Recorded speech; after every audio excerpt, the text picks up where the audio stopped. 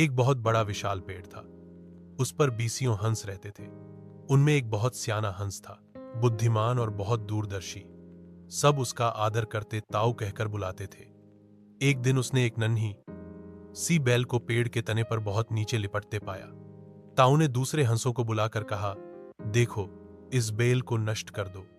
एक दिन यह बेल हम सबको मौत के मुंह में ले जाएगी। एक युवा हंस हंसते हुए बोला, ताऊ, ये छोटी सी बैल हमें कैसे मौत के मुंह में ले जाएगी? सियाने हंस ने समझाया, आज यह तुम्हें छोटी सी लग रही है। धीरे धीरे यह पेड़ के सारे तने को लपेटा मारकर ऊपर तक आएगी। फिर बेल का तना मोटा होने लगेगा और पेड़ से चिपक जाएगा। तब नीचे से ऊपर तक पेड़ पर चढ़ने के लिए सीढ़ी बन जाएगी। कोई भी शिकारी सीढ़ी के सहारे चढ़कर हम तक पहुंच जाएगा और हम मारे जाएंगे। दूसरे हंस को यकीन न आया। एक छोटी सी बैल कैसे सीढ़ी बनेगी? तीसरा हंस बोला, ताऊ, तू तो एक छोटी सी बेल को खींचकर ज्यादा ही लंबा कर रहा है।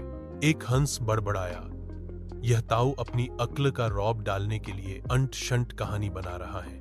इस प्रकार किसी दूसरे हंस ने ताऊ की बात को गंभीरता से नहीं लिया। इतनी दूर तक देख पाने की उनमें अक्ल कहां थी। समय बीतता रहा। बेल लिपटते लिपटहटे ऊपर शाखों तक पहुंच गई। बेल का तना मोटा होना शुरू हुआ और सचमुच ही पेड़ के तने पर सीढ़ी बन गई, जिस पर आसानी से चढ़ा जा सकता था।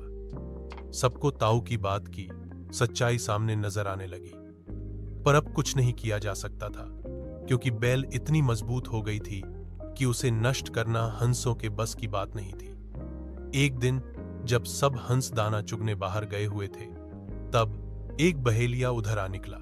पेड़ पर बनी सीढ़ी को देखते ही उसने पेड़ पर चढ़कर जाल बिछाया और चला गया। सांझ को सारे हंस लौट आए, पेड़ पर उतरे तो बहेलिये के जाल में बुरी तरह फंस गए। जब वे जाल में फंस गए और फड़फड़ाने लगे, तब उन्हें ताऊ की बुद्धिमानी और दूरदर्शिता का पता लगा।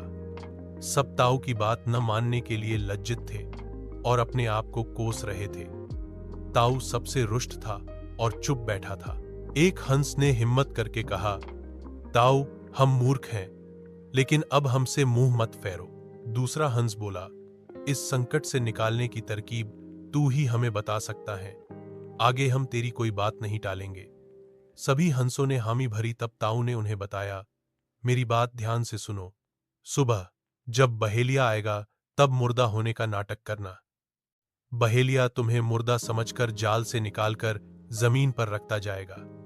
वहां भी मरे समान पड़े रहना।